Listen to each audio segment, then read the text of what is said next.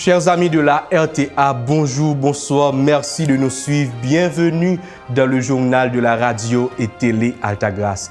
Voici les points qui seront développés. Nous sommes dans la 7e semaine de Pâques. Le dimanche dernier, dans l'Évangile, l'Église universelle a pu méditer sur la prière sacerdotale du Christ, qu'il soit un comme nous-mêmes. Nous partagerons un extrait de l'homélie avec vous. Cette semaine aussi, nous continuons avec la neuvaine à l'Esprit Saint à l'approche de la fête de la Pentecôte qui sera célébrée le dimanche prochain, 50 jours après Pâques. La fête de la Pentecôte est aussi la fête du renouveau charismatique. Nous retournerons sur l'émission que nous avons réalisée avec Pierre Lamy l'évêque au sujet de ce mouvement.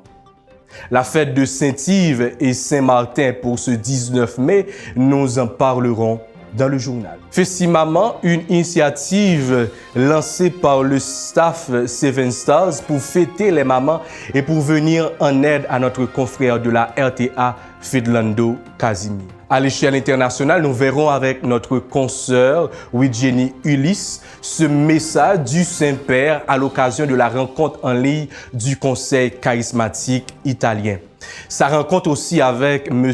John Kerry, l'envoyé spécial de l'administration Biden pour le climat, et aussi l'appel du pape François à cesser le fracas des armes au Proche-Orient.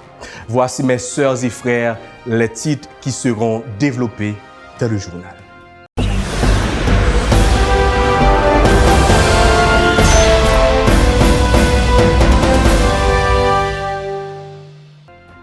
Nous sommes dans la 7e semaine de Pâques. Le dimanche dernier, Saint Jean, dans son évangile, nous a rapporté la prière sacerdotale du Christ, qu'il soit un comme nous-mêmes. Jean, chapitre 17, versets 11 à 19. Dans notre communauté de foi, nous avons eu la chance de méditer et de prier à travers ce passage. Suivons un extrait de l'une de nos célébrations. Pour nous capables de faire yon. Mais nous voulons souligner pour dire yon dans qui ça. C'est pour nous faire yon dans remè. Yon dans l'amour, yon pour l'autre. Et c'est même réalité ça qui est traduit dans la deuxième lecture là, dans la première lettre Saint Jean écrit. Pour nous capables de rester, pour nous capables de vivre dans l'amour, dans remè. Yon monde qui pas qu'on remet, monde ça pas qu'on est bon Dieu. Parce que Dieu fait tout par amour. Et ça fait Saint Jean prend temps, il prend sang pour l'expliquer. Qui est-ce qui bon Dieu a vraiment? Il définit bon Dieu dans un seul mot. Et mot ça, il synonyme avec bon Dieu. Il dit Dieu est amour. Les versets là, c'est même bagaille là. L'amour est Dieu. Dieu est amour. Et l'amour est Dieu. Qui vient faire que, deuxièmement, par l'amour, ça, bon Dieu, by seul petite lit. Et c'est encore Saint Jean qui a parlé. Dieu a tant aimé le monde qu'il a donné son Fils unique, afin que quiconque croit en lui ne périsse point, mais qu'il ait la vie éternelle. La vie en plénitude. Donc, Dieu a donné son Fils par amour. Oui, pour sauver l'humanité, oui, pour sauver le monde, mais par amour. Le sentiment qui habite Dieu, c'est l'amour. Dieu ne peut ne pas aimer parce que Dieu est amour. Troisième point, l'amour ça doit traverser nous. Pour qui ça? C'est parce que nous faisons à l'image et à la ressemblance de Dieu. Il y a un monde qui connaît que le fait à l'image et à la ressemblance de Dieu. Donc tout le monde n'est pas capable d'aimer parce que nous suivons mon Dieu. Nous avons un objectif que nous fixons. Nous avons un but bien déterminé. But ça, c'est l'amour. Nous avons une vocation. Vocation ça, c'est l'amour. Donc, ou pas capable de aimer, puisque au nom bon Dieu, puisque ou sorti dans bon Dieu. Et qui est-ce qui permet que nous aimions? Qui est-ce qui permet que nous aimions? Si là qui permet que nous aimions, nous sommes capables de vivre dans le c'est l'Esprit Saint. Hein? L'Esprit, nous dit que c'est l'Esprit papa petit là. Nous la prière nous dit qu'il y a un seul bon Dieu en trois personnes. Et dans trois personnes, ça y est, il y a l'amour. Trois personnes, ça y est, fait un. c'est même l'évangile là que nous jouons aujourd'hui, qu'il soit. Plusieurs de nos petits frères et sœurs ont eu la chance de recevoir pour la première fois ce dimanche le sacrement de l'Eucharistie. Ils étaient tous heureux d'avancer vers la Sainte Table pour partager le corps et le sang du Christ. Suivant un extrait de la première communion qui s'est déroulée le dimanche dernier à la paroisse. Oh Jésus, toi qui nous donnes le pain de vie qui ressuscite. Oh Jésus, viens à nous transformer nos cœurs de pierre en ton amour. Vous allez recevoir une force, celle du Saint-Esprit qui viendra sur vous. Alors vous serez mes témoins à Jérusalem, dans toute la Judée et la Samarie et jusqu'aux extrémités de la terre. Actes des Apôtres, chapitre 1, verset 8. La fête de la Pentecôte est aussi la fête du renouveau charismatique. Pierre, l'évêque Lamy, l'un des membres du renouveau, était avec nous à l'espace invité il y a un mois. Nous avons eu la chance de parler des dons et des charismes, les fruits de l'Esprit Saint. Retournons sur cette interview que nous avons réalisée avec lui. Le grand patron. OK. Charismatique. Dans le mot charismatique, là, nous avons charisme. Et c'est pas un mot qui est nouveau pour nous-mêmes dans l'église là. Là nous connaissons que don yo charisme bon Dieu et ban nous yo, surtout Paul bien développé dans Corinthiens. Et expliquez-nous qui gens nous vivent avec charisme en mouvement ou nouveau charismatique là. Le plus souvent, il y a des séries de monde qui disent que ça bon charismatique, depuis qu'on est charismatique, qu'on est chanter en langue, qu'on est prier en langue. Est-ce que c'est ça seulement qui gagne? Et qui ça nous capable de comprendre de charisme et qui já nous utiliser dans le nouveau charismatique? Charisme, comme on se dit, c'est dans Corinthiens. Il y a 3 chapitres dans la première lettre de Saint Paul aux Corinthiens qui parlaient de charisme. C'est chapitre 12, chapitre 13, chapitre 14. Chapitre 12 là, parlait plus de charisme en général. Charisme qui divers. Chapitre 13 là, il parlait, il dit comme ça que plus gros charisme qui gagne, c'est la charité, c'est-à-dire l'amour. Et puis, chapitre 14 là, les réglementer charisme yo, li dit nous mais qui gens pour nous servir avec, mais qui gens pour nous utiliser yo. Pour pas gagner des ordres. L'Esprit Saint a rempli nous avec ces dons spirituels parce que ça sont l'autre nom charisme yo. Non, c'est dons spirituels. Et on joindre non ça à tout dans première lettre aux Corinthiens toujours dans même 3 chapitres ça yo et particulièrement dans le chapitre 14 là que Saint Paul parlait de dons spirituels, ça, de charisme, qui gens que pour nous gérer, pour gagner discipline, pour gagner l'ordre, et non. Il faut dire que l'intégralité de cette interview est sur notre chaîne YouTube, la radio Télé Altagrace. Il faut dire aussi que dans une note qui nous est parvenue à la salle des nouvelles, tous les membres du Renouveau charismatique sont invités à venir célébrer la Pentecôte durant ce week-end au Collège Saint-Louis de Bourdon. Au programme, séminaire de formation sur les fruits de l'Esprit Saint, vendredi et samedi à compter de 3 heures.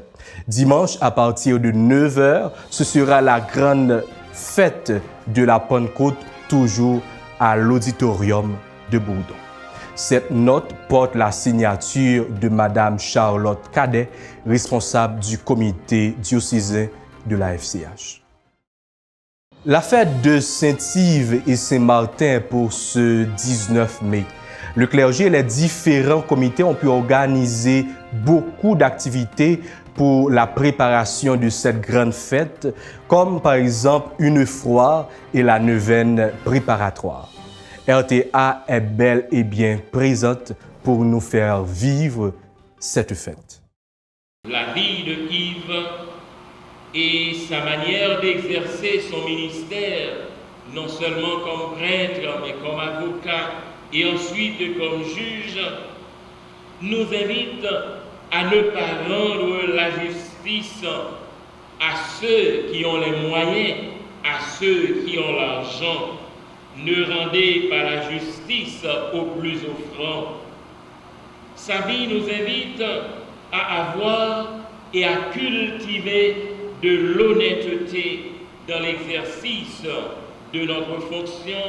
Agissons pour Fedlando est cette initiative qui a été lancée durant cette semaine pour venir en aide à notre confrère de la RTA, malade depuis plusieurs mois, dans le but de trouver un fonds pour son traitement.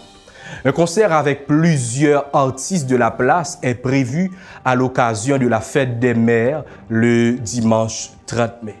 Plusieurs jeunes, amis et supporters ont aussi commencé un challenge sur les réseaux sociaux, toujours dans le but de motiver et de sensibiliser les gens à participer.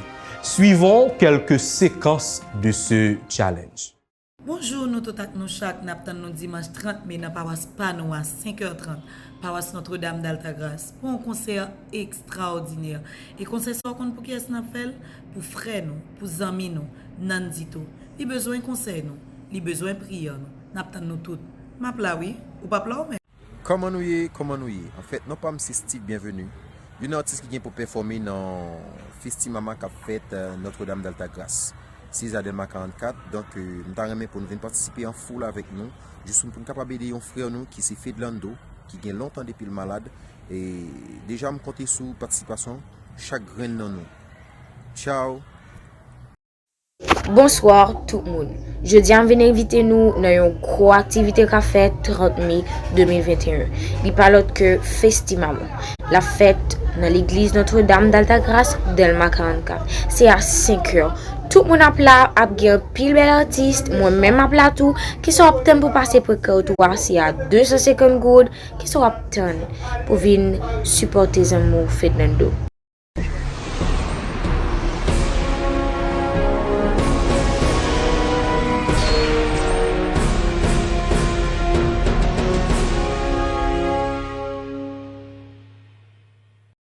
Maintenant, c'est la page internationale du journal avec notre consoeur Widjeni Ulysse. Bonsoir Widjeni. Bonsoir Marc-Hérol Eliassin. Bonjour, bonsoir, chers amis de la RTA. L'envoyé spécial du président américain pour le climat, John Kerry, a été reçu le samedi 15 mai dernier en audience privée par le souverain pontife. L'occasion de réaffirmer leurs conditions communes dans la lutte contre le réchauffement climatique. Gélin-Charles Omer fait le point avec nous. Cela faisait 4 ans et demi qu'il ne s'était pas revu. Le pape François a reçu ce samedi matin John Kerry en tant que représentant spécial du président américain Joe Biden pour le climat. La dernière visite du diplomate américain au Vatican remonte au 2 décembre 2016, alors que Kerry achevait son mandat de secrétaire d'État du président Barack Obama. La question climatique avait déjà été à l'agenda de leur rencontre. John Kerry est celui qui avait signé les accords de Paris au nom des États-Unis lors de la COP21 en décembre 2015. C'est la seconde fois en 2 jours que l'ancien chef de la diplomatie américaine s'est rendu au Vatican après avoir participé le 14 mai à un séminaire organisé par l'Académie pontificale des sciences dans les jardins du Vatican sur le thème « Rêver d'un meilleur redémarrage », à savoir réfléchir au renforcement du multilatéralisme dans le monde de l'après-Covid-19. Le pape argentin et John Kerry se retrouvent sur l'importance de développer un dialogue constructif pour affronter les défis contemporains. En septembre 2015, l'ancien sénateur démocrate du Massachusetts avait écrit une tribune dans le magazine catholique américain Revue jésuite qui fait autorité, dans laquelle il écrivait déjà que l'encyclique historique Laudato Si du pape François a contribué à plaider en faveur de mesures mondiales de lutte contre le changement climatique et soulignait l'importance des religions dans la résolution des crises. À l'issue de sa rencontre avec le pape ce samedi matin, John Kerry s'est rendu à Radio Vatican pour une interview exclusive au cours de laquelle il s'est exprimé en partie en français. Selon lui, la voix du pape François et du Saint-Siège reste essentielle dans la sensibilisation aux enjeux climatiques et à la sauvegarde de la création. Gélin Charles Omer, Radio-Télé Altagrace.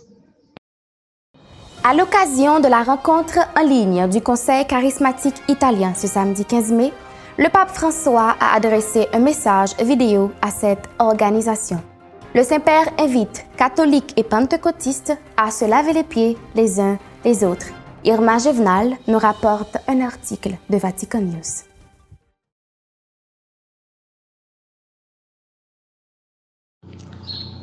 Ce samedi 15 mai, le pape François a adressé un message vidéo à l'occasion d'un rassemblement en ligne organisé par le Conseil charismatique italien, une organisation qui mêle des catholiques et des pentecôtistes. Dans son message pour cette rencontre virtuelle sur le thème « Fraternité dans le Christ », le pape a souligné l'importance de la fraternité et du chemin commun entre les chrétiens des deux confessions.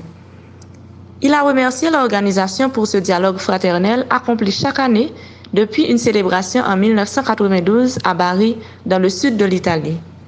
Jésus nous envoie annoncer qu'il est avec nous, qu'il est devant le Père, qu'il nous accompagne, explique le pape dans ce message. Les divisions qui persistent ne nous empêchent pas de travailler ensemble, de marcher ensemble, de nous laver les pieds les uns les autres. Souvenons-nous de Bari, a-t-il insisté, en invitant catholiques et évangéliques pentecôtistes à servir ensemble afin de témoigner de la force de leur foi chrétienne. Le Saint-Père conclut ce bref message par ces mots. Je m'unis à vous et participe spirituellement à cette rencontre, à ce rassemblement. Je prie avec vous, je prie pour vous et je vous demande de prier pour moi. Frères et sœurs, merci beaucoup de faire cela, ce signe de fraternité. Merci. Le pape a été particulièrement sensibilisé au dialogue entre catholiques et pentecôtistes durant son épiscopat à Buenos Aires entre 1992 à 2013. Plutôt que d'envisager cette relation sous une optique de concurrence entre les églises, il a préféré se mettre en quête des fruits spirituels attirés de relations amicales et fraternelles, notamment en organisant des temps de prière en commun. Irma Sarah Gevenal, Radio-Télé Altagrace. Le Saint-Père se prononce sur la situation du Proche-Orient. Pensons-nous vraiment que nous pouvons construire la paix en détruisant l'autre? s'est questionné le pape François. Plusieurs Palestiniens et Israéliens ont été tués. Le pape appelle à la paix en cessant le fracas des armes. Reportage Euronews. Le pape François a fait part de son inquiétude ce dimanche devant la situation au Proche-Orient. Le souverain pontife a lancé un appel à la paix dans le conflit entre Israéliens et Palestiniens. Ces jours-ci, de violents affrontements armés se sont déroulés entre la bande de Gaza et Israël, et ils risquent de dégénérer en une spirale de mort et de destruction. Je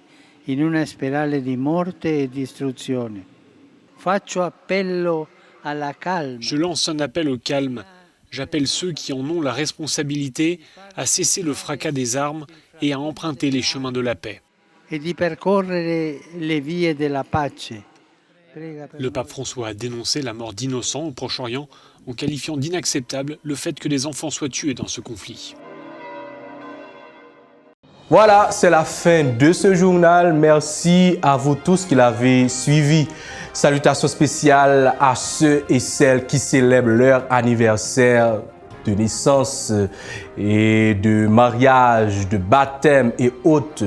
Bonne fête à tous les paroissiens de Saint-Yves et Saint-Martin. La programmation continue sur le canal de la grâce.